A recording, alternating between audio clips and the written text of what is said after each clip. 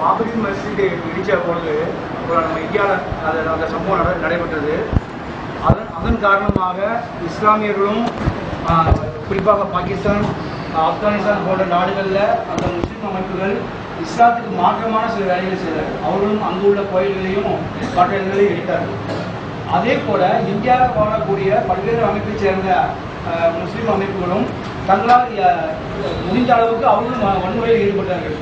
ஆனால் இதற்கு மாற்றமாக அகமதியா முஸ்லீம் ஜமாத் ஒன்றுதான் அதனுடைய தலைவர், ஒப்பற்ற தலைவர் ஹசரத் மிர்சா தாகிர் அகமது அவங்க இதுக்கு ஒரு அழகான சொல்யூஷன் கொடுத்தாங்க. அந்த சொல்யூஷன் நீங்கள் பார்க்கும்போது தான் இந்த அகமது ஜமாத்தினுடைய முக்கியம், அதனுடைய தோற்றமும் அதனுடைய வளர்ச்சி எந்த அளவுக்கு இருக்குது என்பதை நீங்கள் புரிந்து கொள்ள முடியும் என்பதை நாங்கள் உங்களுக்கு நினைவுறுத்துகிறேன். உதாரணமாக அவர்கள் கூறினார்கள், இந்தியாவில் நடந்த அந்த சம்பவம் வரலாற்றில் அது எழுதப்பட்ட ஒரு கதையாகும்.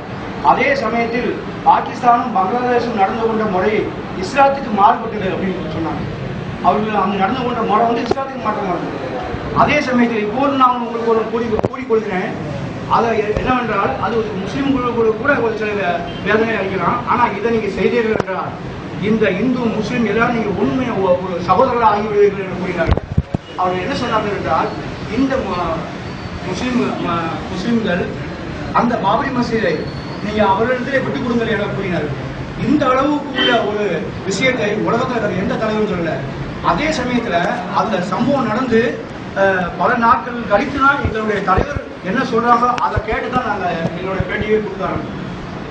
அந்த அடிப்படையில் தான் இதனுடைய ஹசரத் மிர்சா இப்பொழுது தற்போதைய கலிஃபா ஹசரத் மிர்சா மசூர் அஹமது அவர்களும் இந்த அமைதிக்காக முழு உலகத்திலையும் பார்லிமெண்ட்ல, யூகே பார்லிமெண்ட், ஜெர்மன் பார்லிமெண்ட்ல, இப்படி உலகத்தினுடைய பெரிய பெரிய இடங்கள்ல தன்னுடைய அழகான சொற்பொழிவு மூலமாக மக்களை ரொம்ப கவர்ந்து கொண்டு இருக்காங்க.